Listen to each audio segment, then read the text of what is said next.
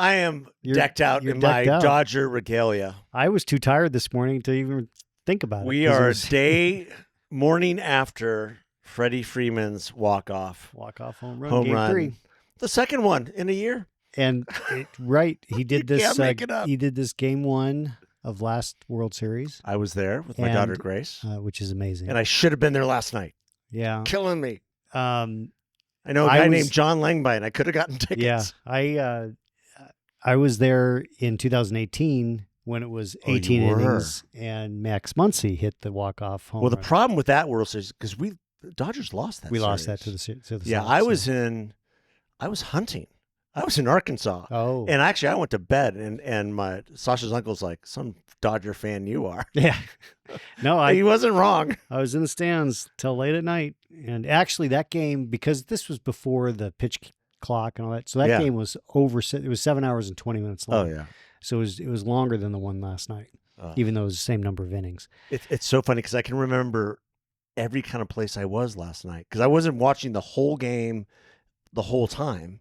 There was parts of it I was listening to on the radio because I was taking my daughter to soccer. See, parts of it I was having dinner somewhere up in Cave Creek watching the game. I was parked in front of it on my couch the entire. In fact, my wife went out with friends to a comedy show, and I still had my older daughter Jenna came over to watch the kids because I just wanted to be able to focus on the game. That's great. Yeah, I got different perspectives on the game as it transpired, both from the radio and then also from the television. And then I got home from taking my daughter to soccer practice, and I parked it right on the Chase Lounge. Like that's where I like to sit and watch. And then here's a little superstition for you. So my wife comes in the den, says, "Move, I want to work on the lounge." I'm like, "No, you don't want to move me." It was late and he was like the 8th or 9th inning. I go, no, we got to finish this out and then I'll move. And she goes, "No, I need to work. Can you just please move?" So she moves me over the corner. We go into the extra innings. And I'm in the corner, I'm watching this, and then Preston comes out. It's like the 16th inning. He's like, "This is still going on." I'm like, "Yeah, it's amazing." Don't put baby in the corner. And then she goes to bed at the 16th. I move back to the Chase Lounge and boom. Yeah. How about our bullpen, man? Oh my gosh! It was. I loved seeing Clayton come in. Well, and save us bases loaded. Whew. So the monster I created in our household is actually my daughter Grace, because she was up with me the whole time at her apartment saying, "Should I go to bed? I got to get up early in the morning." She works at ASU, and I got to do all this stuff in the morning. I'm like, this is why they made coffee. Yep. And I've got plenty of it. And when Sleep Kershaw when you came out, I'm like, okay, everybody hold your breath. I loved it. It was so good. So great. So good. And in fact, we have a clip. All right. We can watch it all over again. Yes, let's do that.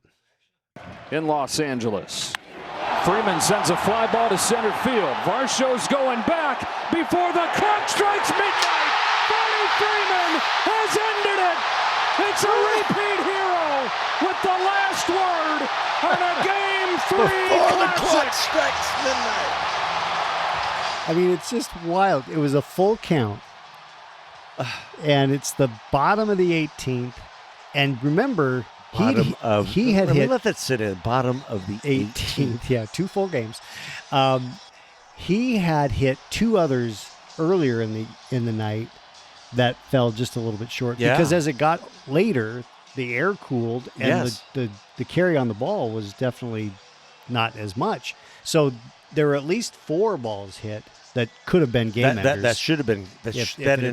Earlier in the evening, I was kind of explaining that to my son. I'm like, those balls should have carried, but earlier in the evening, they probably would have. Yep. But as it gets later, the air starts getting heavier. And even afterwards, Freeman, they said, "Did you know it was out when you hit it?" And he's like, "Nope." I had to wait and see because I thought the others were out. Well, and the fielder there from the Blue Jays, he had a busy night because of that. Yeah, he was making some great. He did make some great. Well, and you can't underestimate the pitching of the Dodgers and the bullpen, and also Ohtani. Yeah. The fact that they intentionally walked him 4 times. Yeah. He goes 4 for 4 with 2 doubles, 2 home runs. First time in over 100 years that you have a player with 4 extra base hits in one World Series game. Then they walk him 4 times in a row intentionally. And then on the 5th time he's up after that, they pitch to him, but they clearly were not going to pitch to him. No, so they basically intentionally walked him. Again, so 5 walks. Yeah. He reached base 9 times. Yet another record. I mean, the guy's just a record-breaking machine. Yeah. We'll see what he does tonight. Yeah, that's the thing is that he plays this 18-inning game. He bats 9 times, and he's got a pitch tonight. Yeah. And did you see who was warming up to go into the 19th if we needed it? Oh, Yamamoto. Yeah. He complete game yesterday. Yeah. Or the day before. I mean, it's just like this team. Yami was warming up. Well, and this kid, and now I'm spacing his name. It's so terrible. The one who finished the game for the Dodgers. Klein. Yeah. Called up 2 days ago. Yeah. Klein. He'd never pitched more than 30 pitches in a game. Yeah. And he was at like 70? Yeah, online afterwards, and was like, who? Wait. Guy. Who is this guy? This guy was amazing. As you can see, ladies and gentlemen, we're like too young. We're giddy. We're 7, 8 years old again, watching the Dodgers make history. Yes. Yes. It would be, and that might seem reprehensible to a lot of our friends who are Diamondbacks fans, and we get that because we are diehard Diamondbacks fans we're too. Diamondbacks fans, but we appreciate and love the game of baseball, and it's like I've told people all the time when they're like, "Well, why didn't that happen?" Or "How come he didn't do this?" I'm like, "It's baseball. It's just baseball." And I think, I mean, why is Mookie Betts in a slump? Yeah. Won the Roberto Clemente Award last night, which congratulations to Mook. Great award, one of the greatest awards in the Major League Baseball. But he's batting for the last 3 days like .86. Yeah. I looked it up. I was like, he is just slumping. He's in a slump. I mean, they basically challenged him twice, I think, just to hit something. And I think he had a base hit, and that was in the later innings. That was about it.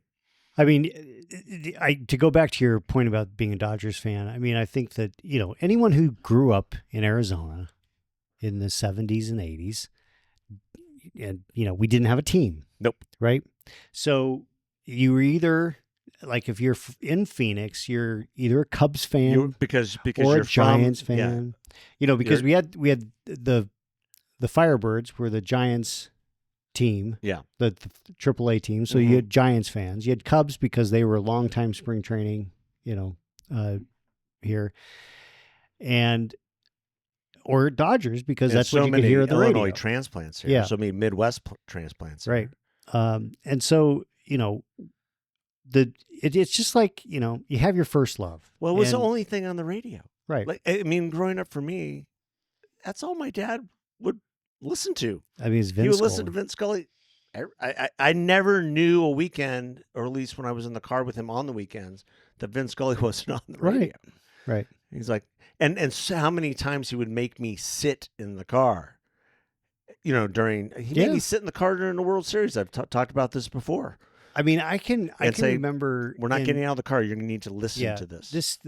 I just had this memory this morning. And I had to actually Google it because I couldn't remember what year it was, but it was 1980 when Ferguson was being intentionally walked and reaches out and hits the ball, 2-run single to, I remember listening to that on the radio and Vin Scully describing it so well. I thought that I saw it. I literally, if you told me, hey, did you see Ferguson hit that? Yeah. No, I didn't. Yeah. I listened to it on the radio, but Vin Scully painted such a vivid picture that I could see it in my mind's eye.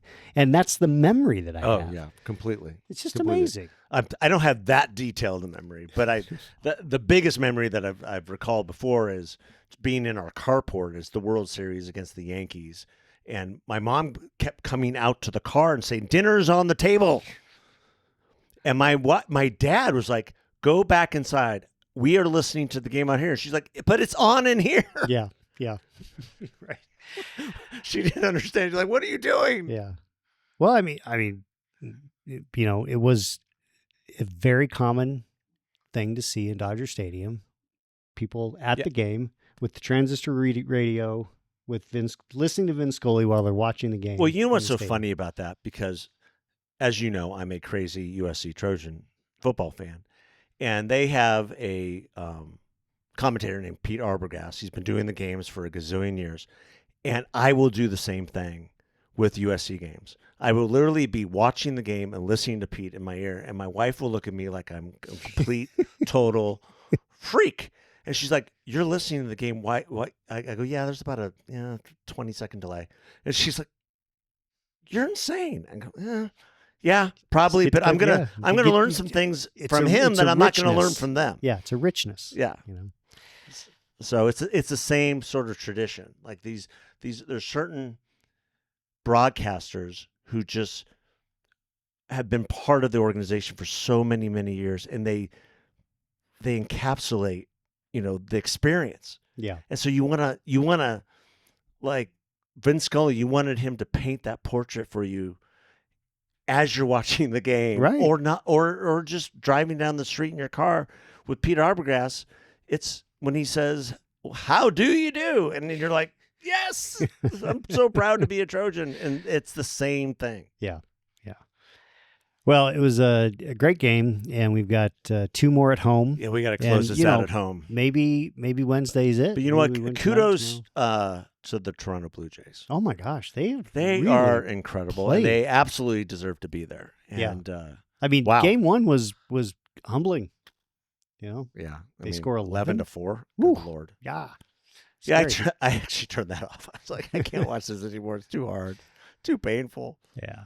But we've got tonight with Ohtani pitching, and then you just have to think magic's going to happen. I hope so. I hope so too. But I mean, and all last night when Freddie was up, especially when we went the extra innings, I'm like, God's got a great sense of humor.